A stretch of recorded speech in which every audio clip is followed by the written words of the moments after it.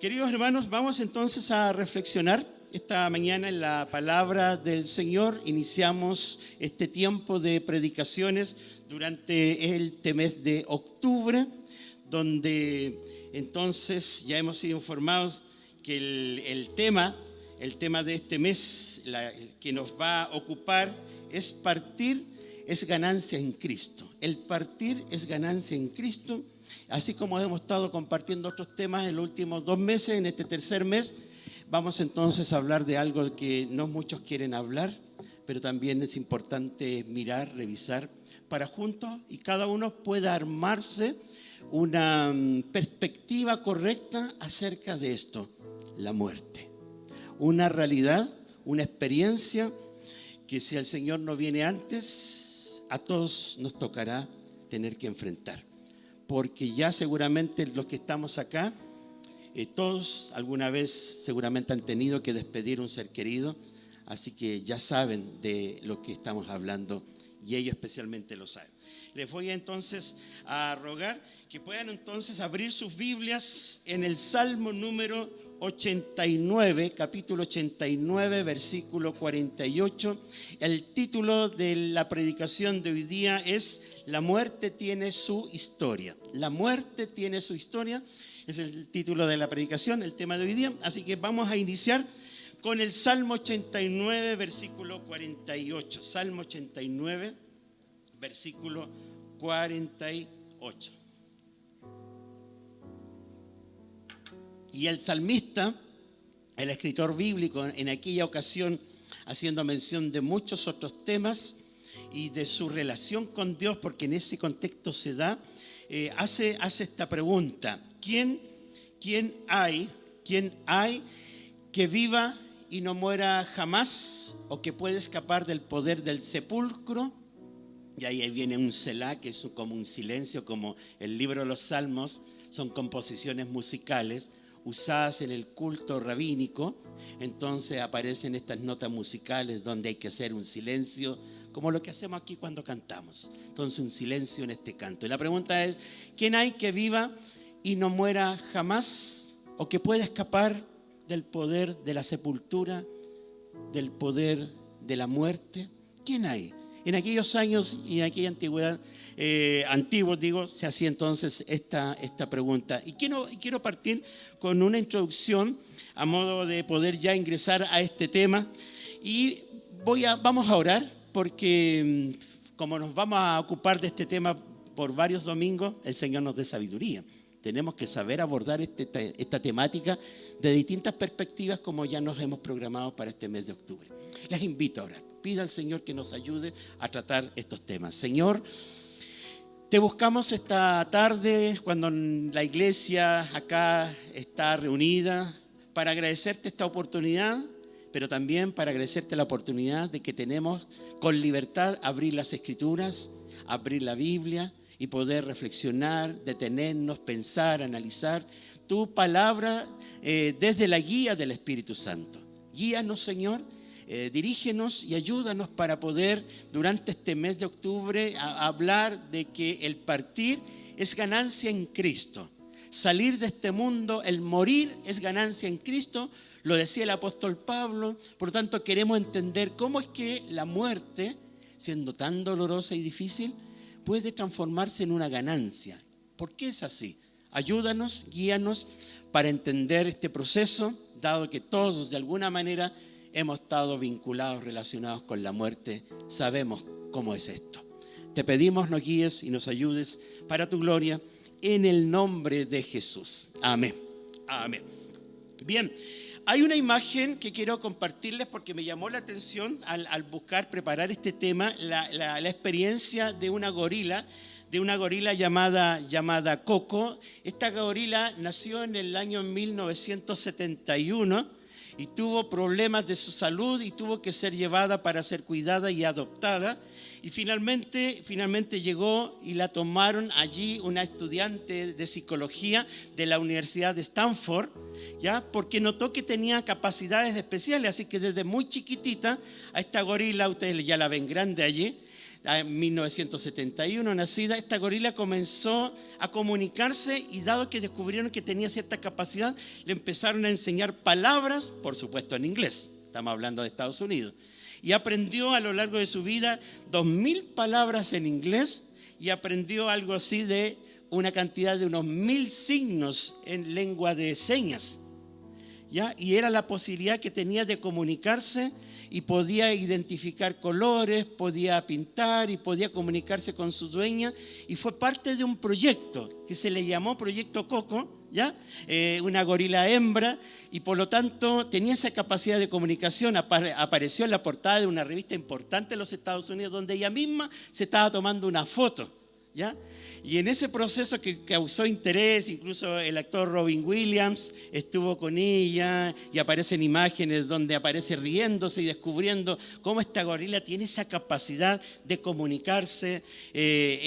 Incluso había una funcionaria allí que estaba embarazada y por su complicación que tuvo en su embarazo no fue a trabajar por unos días, y cuando después ella vuelve a trabajar le informa que había perdido el bebé.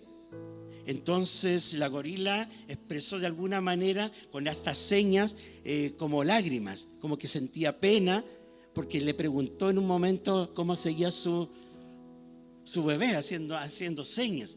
Entonces notaron esa conexión que tenía con la emoción.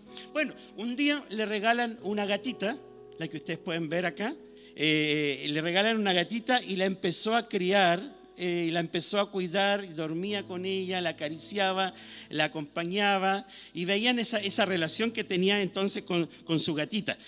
Y lamentablemente al poco tiempo la gatita murió. Y cuando le fueron a dar la noticia, se había enfermado la gatita, le fueron a dar la noticia, ella dijo con lengua de señas, dijo estar triste, que la muerte era mala, que quería llorar. Así lo representó ella. Entonces, hablemos de esto, de esta muerte que una gorila es capaz de representar de esta manera en lengua de señas, y que seguramente tal vez alguno que está acá o que está en su casa dice como ella: estoy triste cuando alguien se me va, la muerte es mala o quiero llorar. Se identificaba con la emoción, en este caso la emoción humana. Miremos entonces, dejando esta imagen de lado, para poder entrar a algunos textos bíblicos, porque ¿cuál es la idea? Poder mirar, primero partamos, ¿qué es lo que piensan algunas culturas acerca de la muerte? Porque partamos desde acá, si hiciéramos acá una encuesta a usted que también está en su casa, ¿qué opina acerca de la muerte? ¿Cómo la definiría? ¿Qué es para usted la muerte? ¿Es algo esperado? ¿Es algo de lo cual no conversamos en la casa? Que evitamos tocar el tema, porque hablar de muerte muchas veces para algunos parecería como que la quisiera atraer y que se presentara en nuestro hogar, y por lo tanto puede ser como un tema tabú y no lo queremos hablar.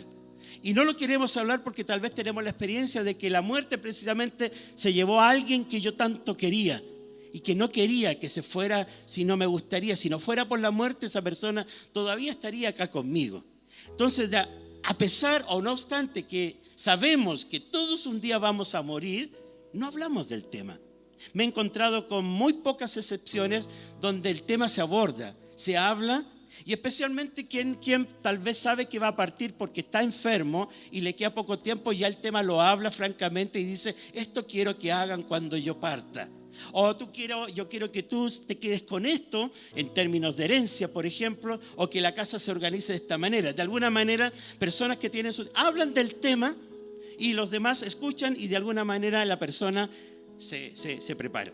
Pero hermanos, el tema de la muerte es un tema que ha sido concebido por las culturas de distinta manera. Por ejemplo, en la fe judía, en la fe cristiana, el islam, ¿ya? El final de la vida terrenal es resultado para algunos es visto como un castigo divino.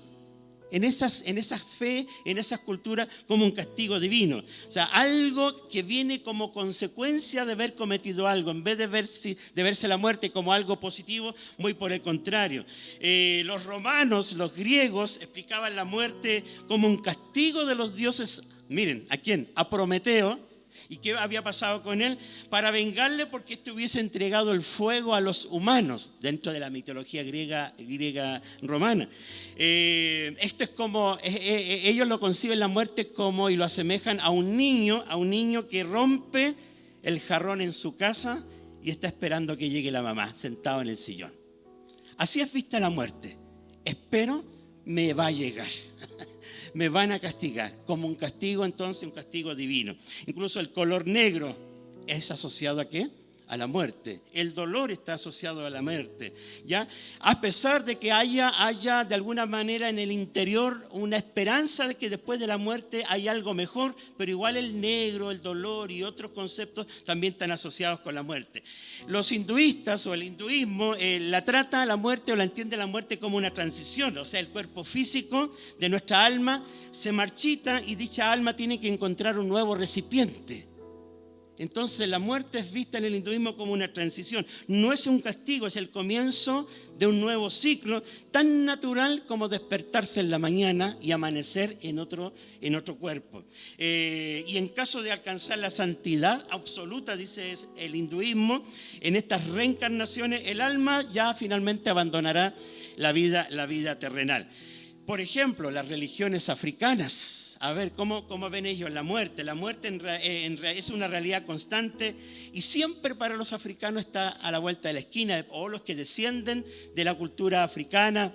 Por ejemplo, la cultura haitiana, porque ahí cuenta una persona que visitó Puerto Príncipe y su hijo estaba muy enfermo, y como estaba tan enfermo y no se sanaba, la mamá comenzó a hacer preparativos para la muerte de su hijo. Compró un bonito vestido, envió invitación a sus amigos y familiares para que vinieran para cuando su hijo falleciera. Entonces, porque había un misionero en ese lugar, en ese entorno, al enterarse de esa situación le dijo: ¿quiere que llevemos a su hijo al médico? A lo mejor se puede sanar. No, como que respeten esto, mi hijo va a morir. Entonces ella siguió haciendo los preparativos.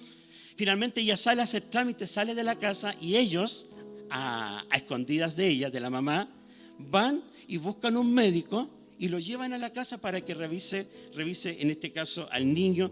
Y lógicamente solo le diagnosticó un resfriado fuerte. Era lo único que tenía. Así que escondidas de la mamá, le dieron remedios por una semana y finalmente el hijo se mejoró. La mamá, ¿qué pasó con ella? No sabía cómo explicarlo. No entendía qué pasaba, hasta que finalmente ellos le confesaron: ¿sabes qué? Vino un médico, remedio, y por eso se sanó. ¿Cómo reaccionó ella? La mujer se enojó tanto por lo que habían hecho, los tachó de irrespetuosos, ¿ya? Y tuvo que romper las pocas invitaciones que les quedaba para invitar a sus amigos y familiares, porque no respetaron lo que iba a ocurrir. Porque para ellos, especialmente en el mundo haitiano y otras religiones africanas, por ejemplo, para ellos no es un paso definitivo, ¿ya? Sino que pasan del mundo material al espiritual, pero ellos siempre quedan allí. En algunos casos sepultan a sus muertos debajo en el piso de la casa, porque de alguna manera al fallecer ellos quedan presentes con la familia, cuidando a la familia. En otras palabras, no es que el hijo se me muere y se me va, decía ella, si el hijo queda conmigo, en el mundo espiritual, pero queda conmigo.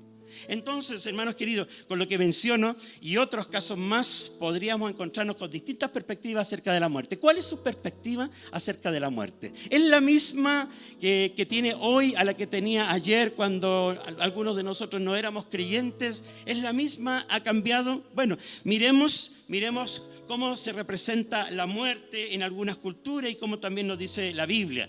Ustedes saben que la muerte es representada con un símbolo. ¿Cuál es el símbolo de la muerte? Un esqueleto, ¿cierto? O una calavera.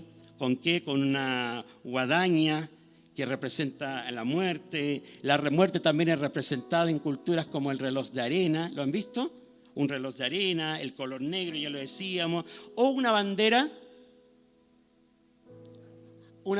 a media asta. Y hasta tenemos un día de la muerte o un día de todos los difuntos. ¿Recuerda cuándo es? El 2 de noviembre. Porque el primero es el Día de Todos los Santos Y el 2 de noviembre es el día de todos los difuntos, para acordarnos de todos los que no están en el santoral, en el mundo de la Iglesia Católica Romana, el día de los difuntos, el 2 de noviembre. Pero entremos ahora a ver qué es lo que nos dice la Biblia acerca de la muerte, cuál es la mirada de las Escrituras acerca de la muerte, cuál es la perspectiva. Si uno busca en la Biblia, ¿aparece la palabra muerte? ¿Aparece la palabra muerte? ¿Una vez? ¿Dos veces? ¿Cuántas veces aparece? ¿Saben que aparecen más de 320 versículos que hablan acerca de la muerte?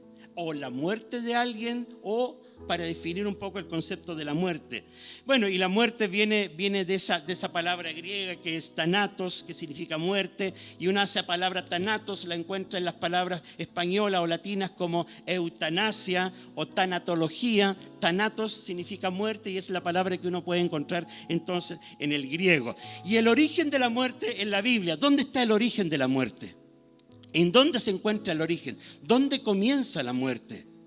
Sabemos que Dios crea el mundo, al ser humano, y lo instala, y no crea la muerte. La muerte viene como consecuencia o es el salario de la desobediencia que tienen en este caso estos dos primeros, el Adán y Eva. Producto de esa desobediencia entonces se sentencia y se resuelve entonces la muerte, la cual entra entonces y a partir de entonces en el mundo. En los tiempos de Jesús, porque uno se ha preguntado, ¿y qué pasa después de la muerte? ¿Qué ocurre después de la muerte? ¿Qué pasa allá?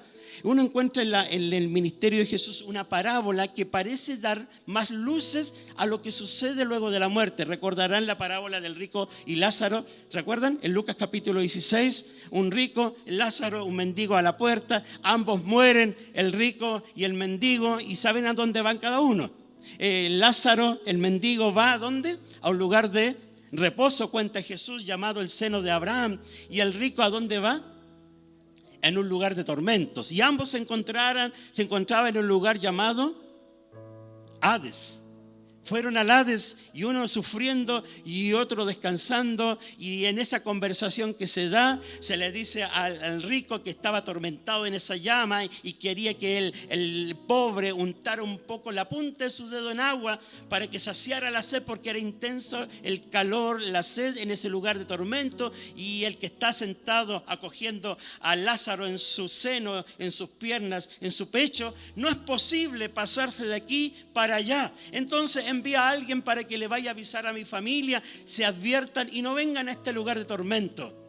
Y se les dice que ya tienen testimonio, a quien escuchar a los profetas, óiganlos a ellos. Así que no hay persona alguna en el mundo de alguna manera que no sepa que después viene la muerte y que tiene que prepararse. Es la parábola que de alguna manera corre un poco el telón para mostrar qué pasa entonces después de la muerte. Estamos entonces, ¿cuál es la perspectiva que tiene la Biblia? ¿Qué nos dice la Biblia acerca de la muerte? Vamos a ver algunos textos bíblicos. Si me ayudas desde allá con el Salmo 90, versículo 10. Si usted tiene su Biblia, claro, la puede buscar allí. Y si no, mirar también acá si no trajo su Biblia. Pero el Salmo 90, escrito o atribuido comúnmente a Moisés, este salmo, dice, Salmo 90, versículo 10, los días de nuestra edad, ¿cuántos son? Dice ahí. 70, pero ¿quién tiene más de 70 acá? ¿Hay algunos que tienen más de 70 y están acá presentes? ¿Sí o no? Pero en ese tiempo la expectativa de vida era los 70 años. Señor, gracias por la medicina y la salud y porque me he cuidado y puedo estar más de los 70 años viviendo. En esos años se hablaba de que los días de nuestra edad son 70 años y si en los más robustos son 80, o sea, ya como mucho hasta los 80, con todo dice su fortaleza es molestia, trabajo, porque pronto pasan y volamos. O sea, se hablaba de que la vida es temporal, que llegamos a un punto donde este cuerpo, esta vida, va deteniendo su motor hasta finalmente parar. Eclesiastés capítulo 7, Eclesiastés 7, versículo 1, también habla acerca de qué es mejor, cuando dice, mejor es la buena fama que el buen ungüento. Y aquí hace la otra comparación. Y mejor el día de la muerte que el día del nacimiento. ¿Está de acuerdo con eso? Él dice, es mejor el día en que morimos que el día en que nacemos. ¿Qué cree usted? ¿Hagamos una mesa redonda para discutir el tema? Bueno, si alguien dice esto, lo dice de su experiencia, de su corazón. La Biblia es un libro donde se van plasmando sentimientos, emociones humanas, y Dios permitiera que estuviera dentro del canon de la Escritura. Pero aquí también está el reflejo de un corazón, de un hombre que viviendo su vida, él dice, yo prefiero morir. Vivir es un tormento, un sufrimiento. Y tal vez cuántos están en casa y piensan lo mismo. Queremos orar por todos los que tal vez piensan que morir es mejor que vivir o de nacer. Romanos capítulo 5, versículo 12, también es un texto que nos intenta mostrar algo acerca de la perspectiva de la muerte cuando dice, por tanto, como el pecado entró en el mundo por un hombre. ¿Quién es ese hombre? Adán, ese primer hombre, y por el pecado que entró, la muerte, ahí está el origen de la muerte. Así, la muerte que entró por un hombre y entró en el mundo, la muerte pasó ¿a quiénes? A algunos, a todos los hombres. ¿Por qué? Porque así como el primer hombre pecó, todos pecaron. Miren esta cadena, está encadenado esto. O sea, nadie puede decir, si yo hubiese sido Adán, le habría dicho a ella, no. Porque conociéndonos habríamos hecho lo mismo. Era una mujer, ¿cómo decirle que no? Entonces, de alguna manera estábamos representados en este Adán. Éramos nosotros, estábamos allí, o él representaba a toda la humanidad que vendría posteriormente. Por lo tanto, lo que él hizo representaba exactamente lo que cada uno de nosotros finalmente haría. Por lo tanto, la muerte pasó a todos, como una plaga, como un virus, donde todos nos contagiamos desde el momento que nacemos. Nacemos para morir. Desde que nacemos empieza el reloj a descontar los minutos, los días y los años. En Romanos capítulo 6, versículo 23, también menciona el origen de la muerte cuando declara la Biblia que la paga del pecado es la muerte. Claramente como el verso que veníamos anterior. ¿Por qué tengo que morir? Si alguien pregunta, ¿por qué existe la muerte existe porque todos hemos pecado y la muerte entró en el mundo desde aquellos años porque uno desobedeció, pecó, y ahí estábamos nosotros también representados. No es que, ¿por qué tengo yo que pagar el pecado de él? Diría alguien allá afuera. ¿Por qué yo tengo que morir si él fue el que pecó? Ya lo dijimos, estábamos representados. Ese hombre representaba a toda la humanidad que vendría posteriormente. Filipenses capítulo 2, versículo 8, también nos habla de que la muerte, y aún la muerte, y en ella el Señor no tuvo excepción. Cuando Jesús, estando en la condición de hombre, dice la Biblia que se humilló a sí mismo, haciéndose obediente hasta la muerte. Porque eso fue a lo que él vino. Juan capítulo 1 dice, a lo suyo vino. ¿A qué? A lo suyo, a su tarea, a su misión. Y dentro de eso suyo estaba, ¿qué cosa? Morir, y fue obediente hasta la muerte. Por eso que tenemos un sumo sacerdote que puede compadecerse de nosotros, porque él gustó la muerte. Sabe lo que significa. Eso que todavía nosotros no hemos gustado aún, él sí ya lo experimentó. Apocalipsis capítulo 20, Apocalipsis 20, versículo 13, ya aproximándonos al final de los tiempos, se nos anticipa lo que ha de ocurrir un día. ¿Qué va a ocurrir? Que el mar va a entregar los muertos. O sea, aparentemente por lo que este texto dice, los que han quedado en el mar, algunos han interpretado el mar como muchedumbre, multitud, ¿ya? Para no ser literalista, pero dice que el mar entregó los muertos que había en él, o los va a entregar, y la muerte y el Hades, ¿qué pasa?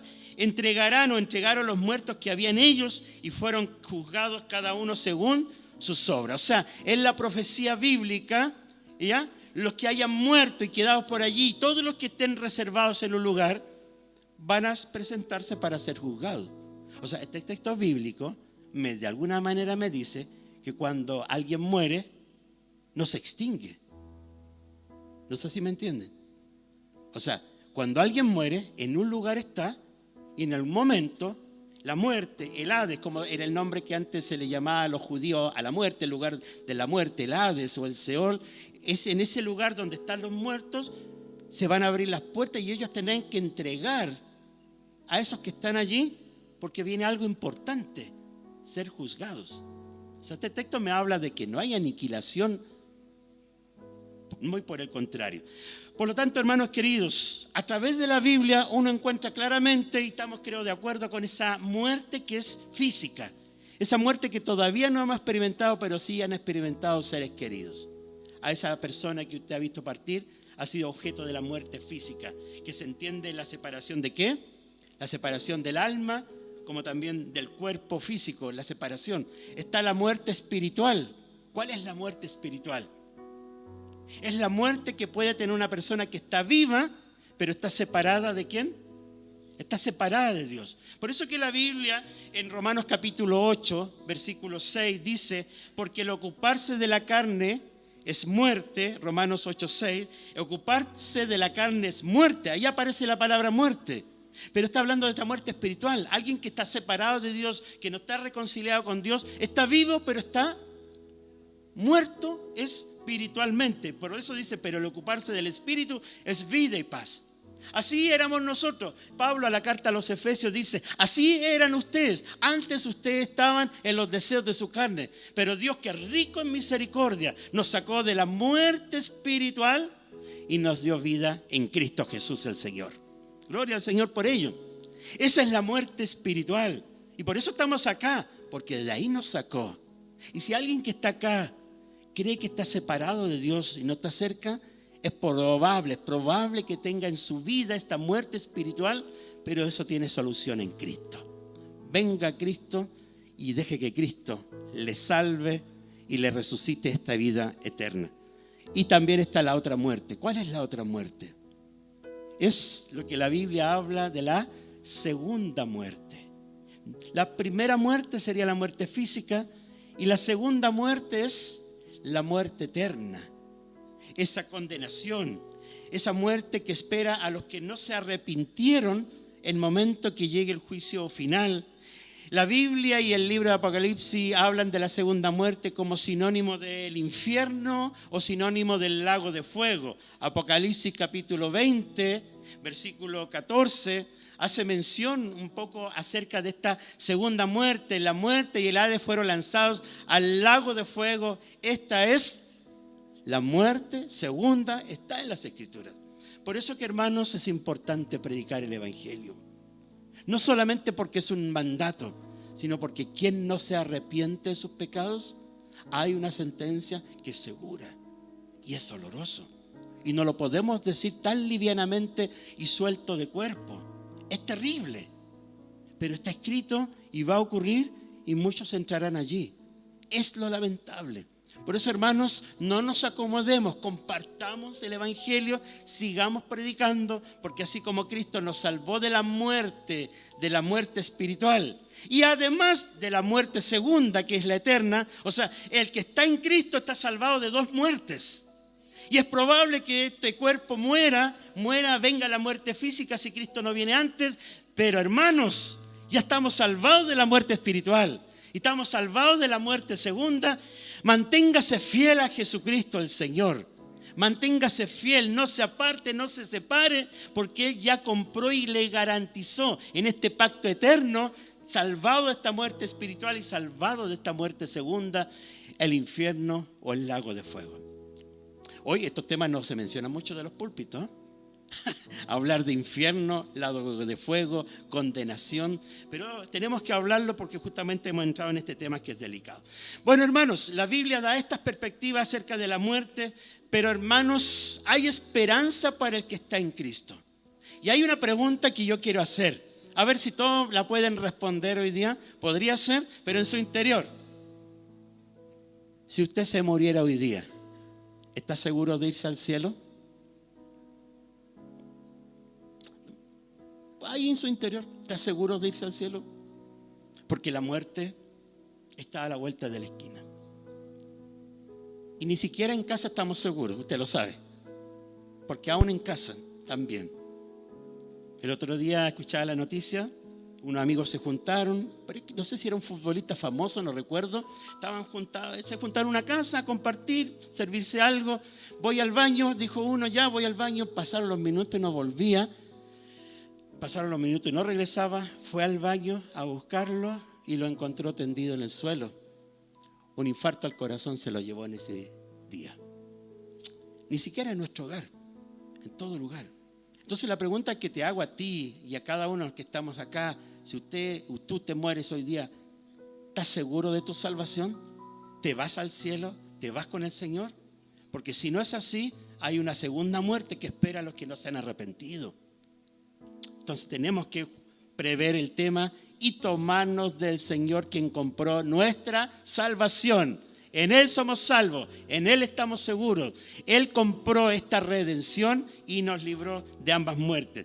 Veamos esta esperanza que nos ofrece la Biblia, aún en medio de este escenario que, miren, me llama la atención una cosa. Somos cristianos, pero igual el castigo de la muerte sigue presente. Somos cristianos, hemos aceptado el Evangelio a Jesucristo y tenemos un cambio de vida, muchas cosas a nuestro favor, pero hay cosas que no han sido quitadas. Por lo tanto, los cristianos también mueren, también parten, también fallecen. Los cristianos también han sido martirizados, también han sido castigados, también han sido ajusticiados, tratados de una muy mala manera. O sea, somos cristianos, pero hay una condena producto del pecado que sigue estando presente, y por ser cristianos no estamos exentos de vivir estas cosas. Pero hay esperanza. Y eso es lo que veamos, invito a continuación, el Salmo 48, versículo 14. Sí, el pecado, la muerte está presente, Señor, pero ¿cuál es mi esperanza si soy un cristiano y un creyente en ti? El Salmo 48, verso 14, me gusta porque dice así: porque este Dios es Dios nuestro, eternamente y para siempre. Él nos guiará aún más allá de la muerte. O sea, al cruzar el umbral de la muerte ese día, cada uno de nosotros, si Cristo no viene antes, hay alguien, según el salmista, que decía que nos va a guiar. Mire la forma poética de decirlo. O sea, no estamos solos, hay alguien, y es este Dios que nos acompañará y nos recibirá. Salmo 116, 15. ¿Qué esperanza encuentro en la palabra de Dios frente al tema de la muerte? Cuando dice: estimada es a los ojos de Jehová, a los ojos del Señor. ¿Qué cosa? La muerte de sus santos. ¿Cuál es la explicación de este versículo? ¿Cómo lo explica? ¿Qué quiere decir que lo escribe? ¿Quiere decir que el Señor valora cuando uno de sus hijos fallece? Porque cuando uno de sus hijos fallece, ¿con quién se encuentra? Con su Dios, con su Dios. Es el reencuentro, es el encontrarnos. Cuando un creyente fallece, un creyente en Cristo fallece, se encuentra con el Señor. Si alguien no ha tenido un encuentro con el Señor y no le ha entregado su vida a Jesucristo, entonces hay dudas. Y no dudas porque lo dice el que está parado aquí adelante, es porque lo dice la Biblia. El que tiene al Hijo tiene la vida, pero el que no tiene al Hijo de Dios no tiene la vida. Pero el que tiene la vida, el creyente que tiene la vida, fallece y claro, se despoja, se libera de todas estas limitaciones, debilidades, enfermedades, todo lo que nos encierra en este tabernáculo llamado cuerpo. Y por lo tanto, estar ausente del cuerpo, como decía Pablo, es estar, ¿lo leyó? ¿No? Estar ausente del cuerpo es estar presente al Señor. Entonces, estimadas a los ojos del Señor la muerte de sus santos, lo decía el salmista. Vámonos al Nuevo Testamento, ya acercándonos a la teología, a la enseñanza de Jesucristo, en la enseñanza paulina, en Romanos capítulo 6, versículo 23, 6:23. La paga del pecado es muerte, ya lo vimos, pero la dádiva de Dios es vida eterna en Cristo Jesús, Señor nuestro. Sin embargo, aunque el pecado me esté azotando y tenga que morir, pero porque tengo a Cristo en mi corazón, el regalo de Dios, la dádiva de Dios es vida eterna. Entonces, por eso que en los cementerios, en los funerales, mejor dicho, en los servicios, y la gente se pregunta: ¿por qué ustedes cantan? Ahí, don funeral, donde los cristianos cantan y alaban al Señor. Cuando un hermano en la fe, una hermana en la fe parte con el Señor, sabíamos que era creyente y se comunica y viene a la iglesia. ¿Por qué la iglesia canta? ¿Por qué la iglesia adora al Señor? ¿Por qué incluso aún puede ser los familiares que también son creyentes dan gracias al Señor? ¿Por qué? ¿Quién comprende esa ilógica? Pero la verdad es que quien anida esta esperanza en su corazón sabe que la vida no se termina con la muerte. Comienza lo mejor, como decía una mujer que estaba a punto de morir. Viene lo mejor después de la muerte. Bueno, por eso es la dádiva de Dios. El regalo de Dios nos ha dado esta esperanza. En Romanos capítulo 5, versículo 17, también se nos menciona este cambio porque solo aparece Jesucristo. De no ser por Él, todas las cosas seguirían igual. Romanos 5, 17. Pues si por la transgresión de uno solo reinó la muerte, ¿quién es ese uno solo? Adán. Porque si por la transgresión de uno solo reinó la muerte, mucho más reinarán en vida por uno solo. ¿Quién es ese uno solo? Jesucristo. Jesucristo en la Biblia es mencionado como el postrer Adán, el último Adán. Este Adán nos llevó a la ruina. Este proyecto Adán, por su desobediencia, nos cerró el paraíso, hasta fuimos expulsados. ¿Qué hacer? Entonces viene este otro proyecto, el postrer Adán, el último Adán. Es su nombre, Jesucristo, y Él sí nos abre de nuevo la puerta del paraíso para que volvamos a entrar.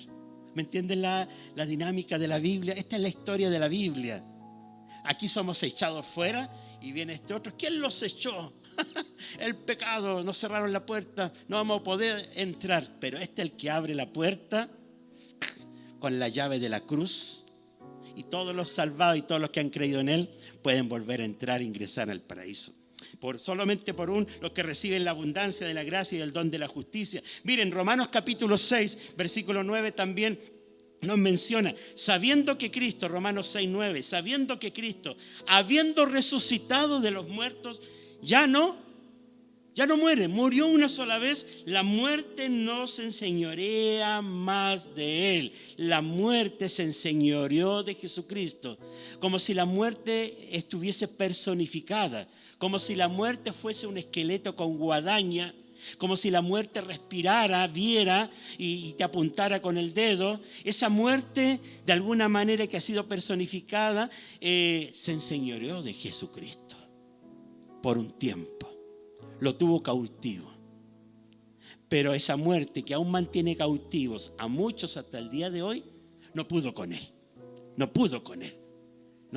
Murió una sola vez y esa muerte no se enseñorea más de Él. Por eso que nuestra esperanza es Jesucristo.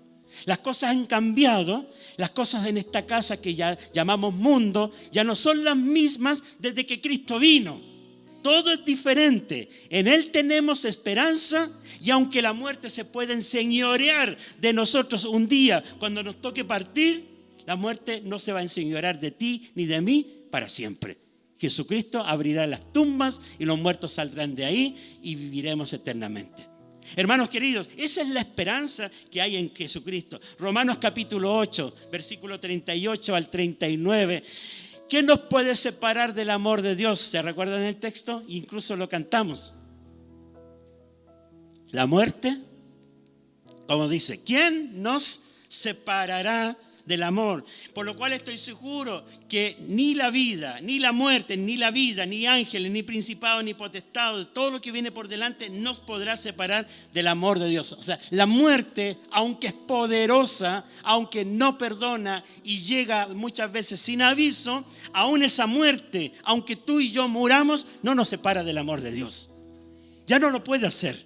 Porque como decía, uno vino y las cosas desde que Él vino cambiaron para siempre. Gloria al Señor por ello. 1 Corintios capítulo 15, verso 21. En el ánimo de mostrarnos esperanza en medio de este escenario tan difícil como es la muerte, dice, porque por cuanto la muerte entró por un hombre, ¿por quién? Ya lo sabemos, ¿cierto? Estamos listos. La muerte entró por un hombre, también por un hombre, ¿por quién? Ya sabemos, este es el primer Adán y el postrer Adán. El primer Adán fue un proyecto que falló.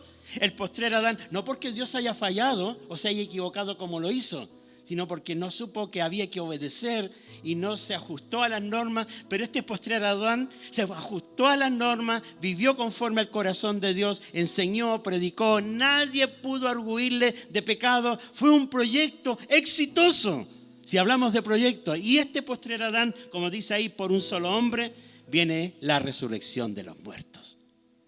En 1 Corintios 15, 26, ¿cuál es el último enemigo que va a ser destruido por Dios? ¿Cuál es el último enemigo? Si alguien le pregunta en la calle, ¿Cuál es el último enemigo que Dios va a destruir? El postrer enemigo, o el último, que será destruido, es la muerte. Así que, hermano, hermana, tenga esperanza. La muerte tiene, como dicen algunos, sus días contados. Tiene una fecha de vencimiento. Va a caducar, se va a anular, se va a destruir. Ya no existirá. ¿Y qué va a pasar ese día? Cuando la muerte sea destruida, hermanos, será como volver, ¿a dónde? Al inicio del Génesis. Cuando Dios creó todo y vio Dios que todo era bueno.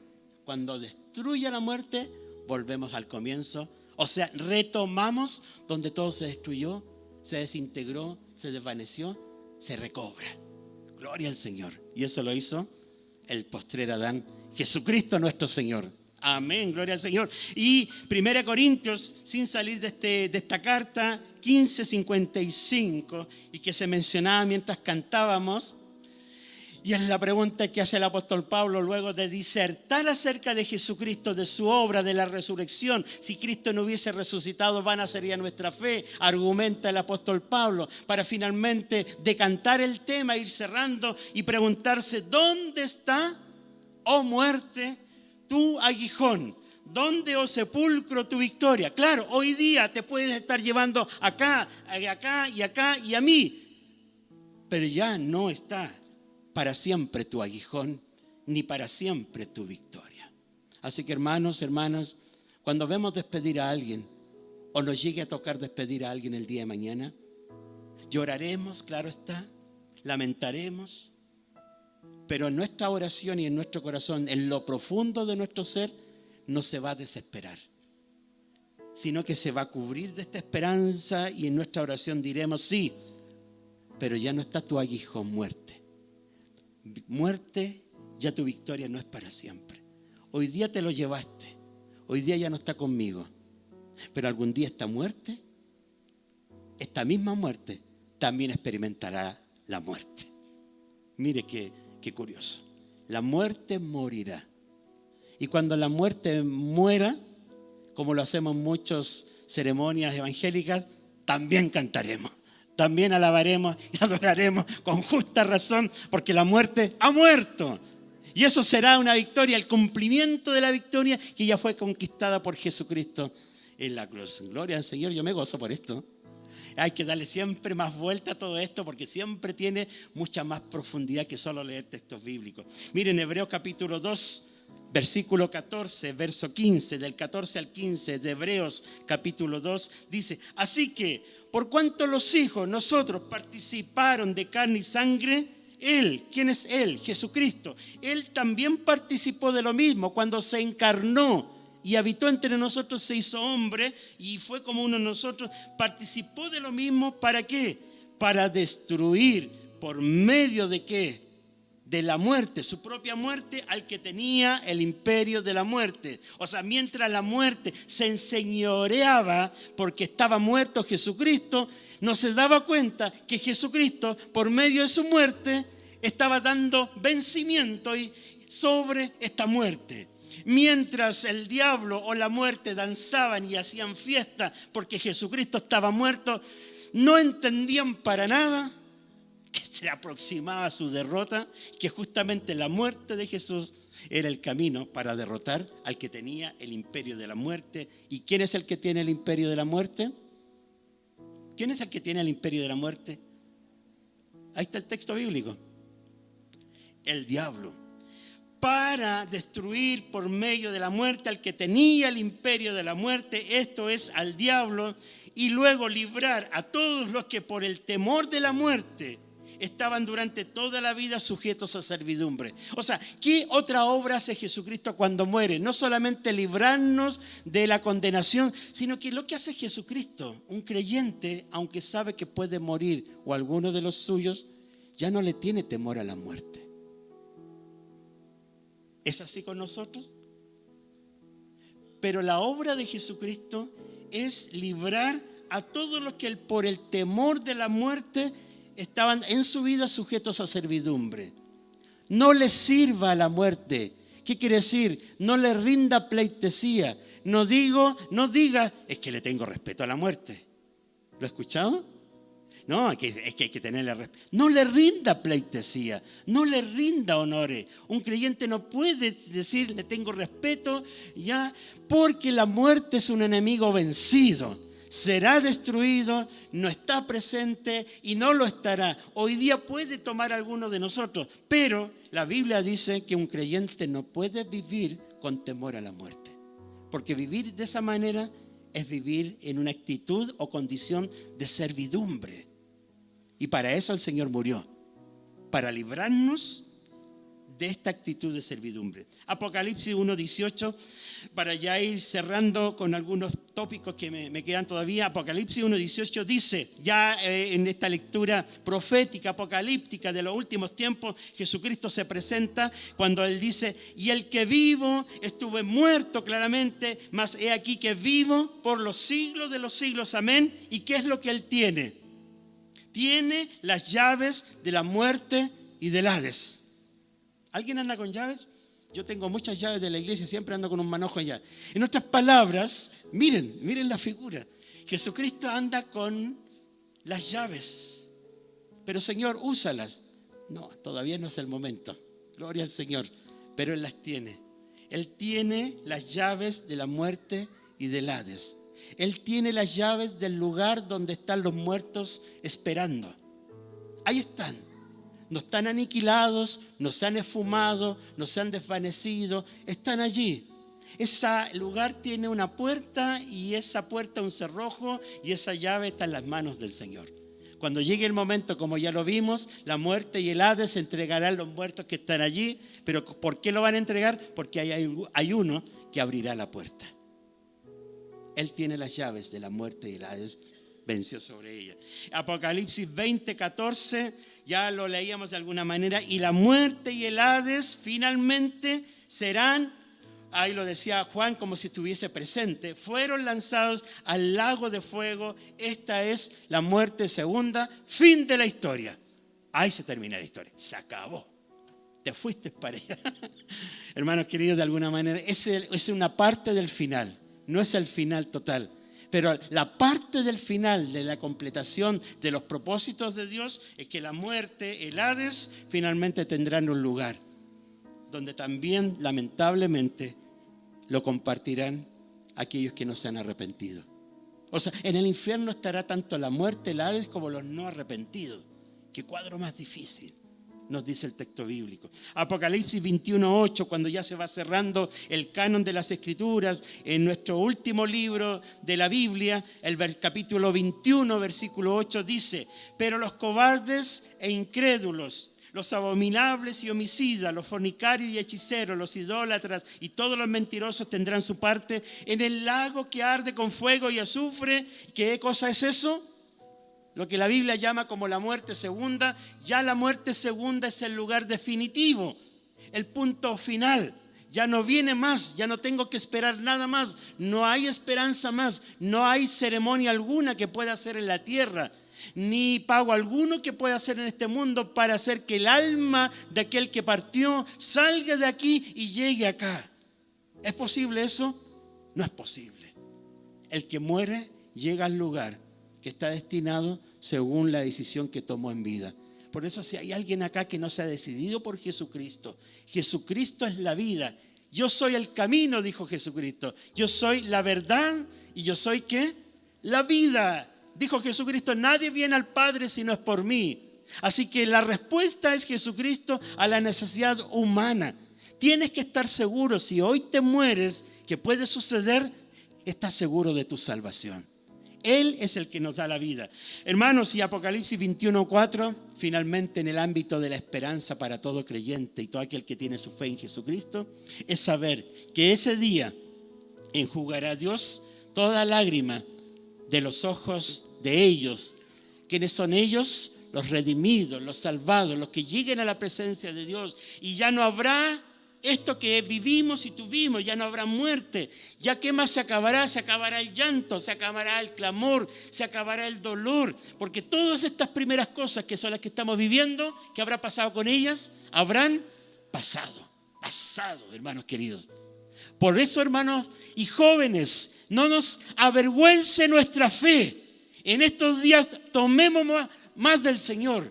Veamos que nuestra fe tiene sentido, tiene esperanza. La fe no es una entretención, la fe no es un club, no es ocupar un tiempo en la mañana, no es para tener amigos. La fe es algo seguro, es una conquista, es una victoria, es una realidad, es un evento grande en nuestra vida, el más importante, que estando aquí perdidos y directo al infierno y a la condenación, Jesucristo nos salvó, nos perdonó, nos restauró, nos trajo al reino de su Hijo amado. ¿Para qué? Para anunciar las virtudes de aquel que anunció, la virtud de aquel que nos llamó, ¿de dónde?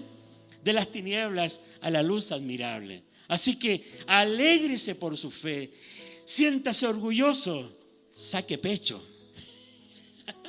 No se avergüence. Diga con Pablo, júntese con Pablo. Pablo, te abrazo y contigo decimos, no me avergüenzo del Evangelio porque es poder de Dios. Así que abrácese de Pablo y a coro digan juntos, porque es poder de Dios para salvación a todo aquel que cree, al judío primeramente, al gentil y así. Hermanos queridos, no deje que el mundo y las corrientes y otros pensamientos lo tiren fuera. Manténgase en el camino. ¿Por qué? Porque viene esto. Viene esto. Algún día esto sucederá, acontecerá. Y la idea es que usted esté dentro de la galería de los que van a celebrar con júbilo, con gloria al Señor, porque Él le ha puesto fin a la muerte. La idea es que esté dentro de ese grupo y no de los que lamentablemente estén fuera. Hermanos, para concluir, quiero contarles que, creo que tal vez lo hice mención alguna vez, que los musulmanes africanos tienen una forma muy particular de celebrar sus funerales. Los musulmanes africanos, ellos, los familiares y amigos, se colocan alrededor del ataúd y miran al difunto. En ese funeral no hay cantos, no hay flores, no hay lágrimas, rodean el ataúd. Y en un momento a cada uno se les pasa y se le entrega un caramelo de menta. Y en un momento, a una orden, todos se lo echan a la boca y comienzan a degustar el caramelo de menta, lo digieren, y cuando se consume el caramelo, ahí en ello, en su boca, se recuerda a cada participante que la vida de esa persona había terminado así como el caramelo. En estos lugares no hay esperanza, no hay vida eterna, la vida se terminó, no hay nada más. Esa es la esperanza que muchos tienen, pero no debe ser la esperanza que nosotros tenemos. La esperanza que nosotros tenemos es de vida. Pablo decía en Filipenses 1, 21 al 23, porque para mí el vivir es, y el morir es ganancia. ¿Es para usted eso? Lo puede decir con el apóstol Pablo, abrazado así juntos, somos amigos, no somos amigos, y decir juntos, para mí el vivir es Cristo y el morir es ganancia. Esa es la fe a la que nos invita la Biblia. No nos resistamos a esa perspectiva y a esa mirada. Y es más, él agrega cuando dice, más si al vivir en la carne resulta para mí en beneficio de la obra, o sea, quedarme con ustedes, no sé entonces qué escoger, decía Pablo. Mire la lucha del apóstol Pablo. Quiero partir con el Señor, pero hay tanta necesidad que me gustaría quedarme con ustedes.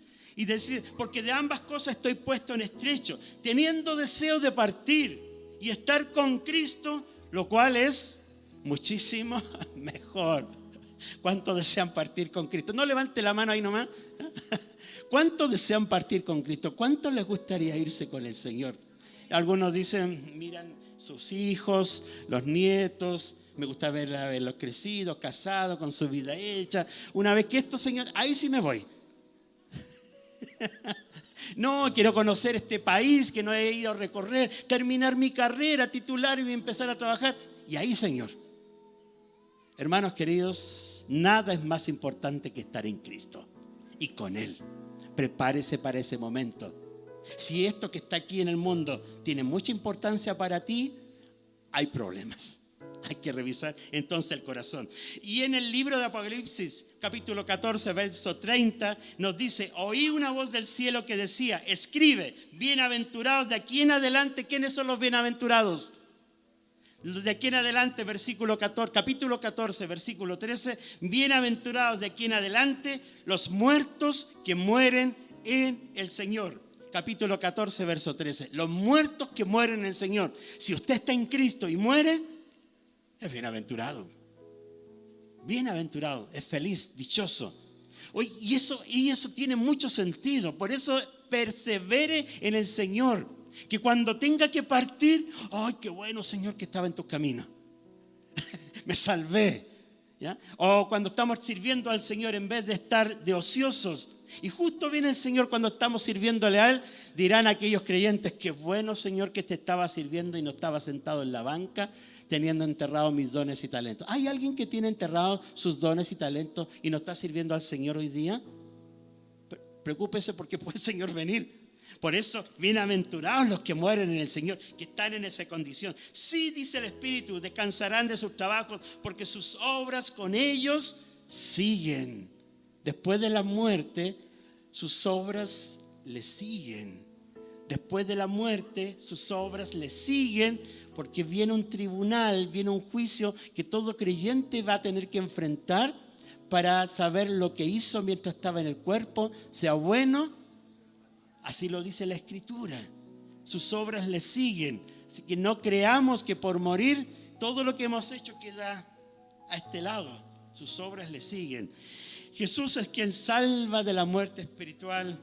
Conversando Jesús con Marta, con María, le dijo: yo soy la resurrección y la vida.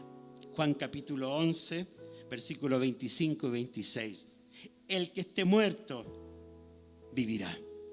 Aunque el que crea en mí, aunque esté muerto, vivirá. Y todo el que vive y cree en mí no morirá eternamente. Así que, hermanos, para la iglesia lo siguiente: hay esperanza para el creyente, hay esperanza para el cristiano. La muerte está allí, pero no le tenga respeto, no le rinda pleitesía. En algún minuto se terminará. Si va a pasar por mi vida o por los nuestros, lloraremos, extrañaremos, pero esto algún día se va a terminar, se va a acabar. Los volveré a ver.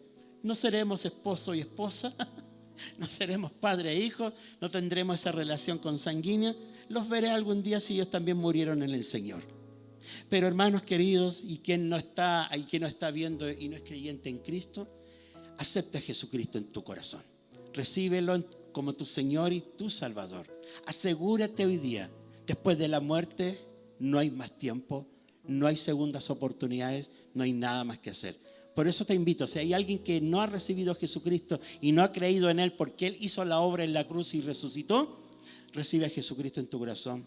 Hagamos una oración, oremos al Señor y pidamos que Él se acerque a nuestras vidas luego de la palabra que hemos escuchado. Señor, muchas gracias.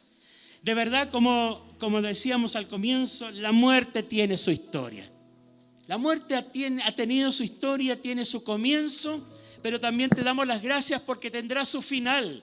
Y ya su final comenzó, Señor, a establecerse y a fijarse el día en que la muerte se dio cuenta que ya no se pudo enseñorear más de Jesucristo, que no lo pudo retener en el sepulcro, que esa piedra fue quitada y ha sido el único en toda la historia donde la muerte hasta el día de hoy no se puede enseñorear.